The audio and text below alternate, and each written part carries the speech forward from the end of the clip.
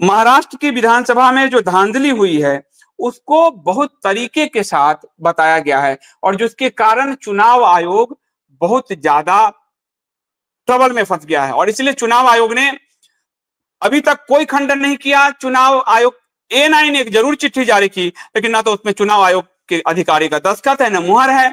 चुनाव आयोग का जो ट्विटर हैंडल है उस पर भी कोई ट्वीट नहीं है। अब ये A9 ने अपने मन से किया या भाजपा ने कराया पता नहीं। चुनाव आयोग की जगह भाजपा जवाब दे रही है, यानी चोर की दाढ़ी में कुछ तिनका तो नहीं फंसा है। अब राहुल गांधी ये जो लेख लिखा है उसमें कुछ चीजों को मैं बताता हूं, बाकी मैंने C4C में डाल दिया है, आप इसको पढ़ सकते हैं। ये जो है आपको, पहला तो उन्होंने ये सवाल उठाया है कि चुनाव आयोग अधिनियम 23 में सुनिश्चित किया गया कि देश के चीफ जस्टिस इसमें नहीं रहेंगे। विपक्ष का नेता यानी मैं हूं, राहुल गांधी, और मोदी जी हैं और अमित शाह जी हैं। 2-1 से बहुमत से तो हर बार चुनाव आयोग वही चुना जाएगा जो सरकार चाहेगी। तो पहली बात तो ये हुई।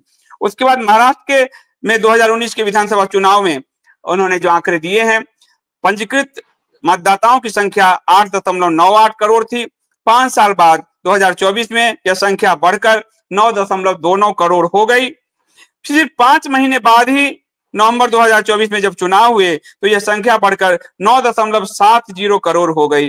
यानी 5 साल में जहां 31 लाख वोटर बढ़े 5 साल में, वहीं सिर्फ 5 माह में 41 लाख वोटरों को बढ़ा दिया गया, जबरदस्ती बढ़ा दिया गया, जबरदस्त बढ़ोतरी हुई।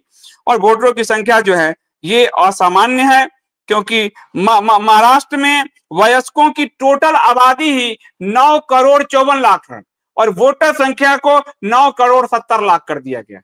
यानी टोटल वयस्क आबादी से भी ज्यादा वोटर की संख्या वोट मरवाए गए। तो ये एक बड़ा आरोप है।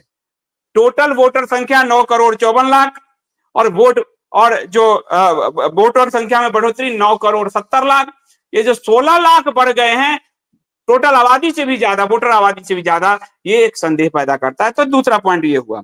उसके बाद जो है उन्होंने कहा कि मतदान प्रतिशत बढ़ा चढ़ा कर दिखाया गया।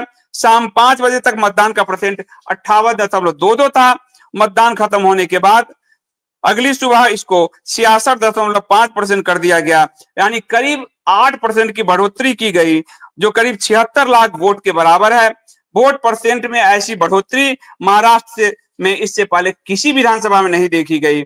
इसको ऐसे समझिए कि 2009 के विधानसभा चुनाव में प्रोविजन और अंतिम मतदान प्रतिशत के बीच 0.50% का अंतर था, यानी जो वोट पड़ा और अंतिम जो रिजल्ट आया कि टोटल इतने वोट पड़े। लेकिन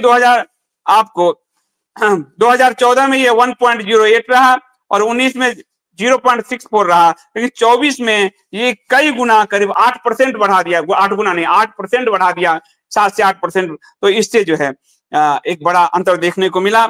और महाराष्ट्र में करीब 1 लाख बूथ हैं।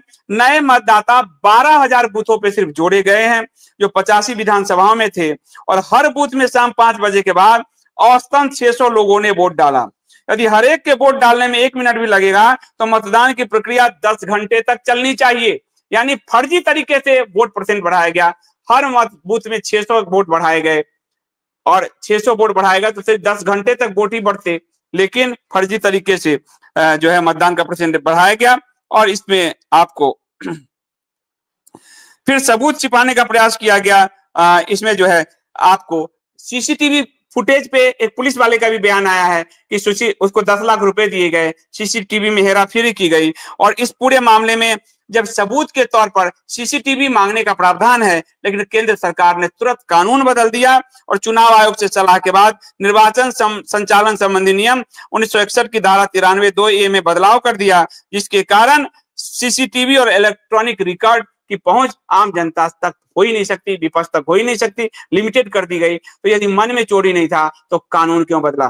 तो ऐसे पूरे आंकड़ों के साथ उन्होंने ये रखा है। ये बड़ा सवाल है, ये लगातार सवाल उठ रहे हैं देश के चुनाव आयोग पे, लेकिन चुनाव आयोग इस पर जवाब देने की जगह A9 से एक बयान जारी करवाता है। उस बयान में ना तो मुहर है, ना अधिकारियों के का नाम है, ना सिग्नेचर है। तो ऐसे में चुनाव आयोग की विश्वसनीयता खंडित होती है।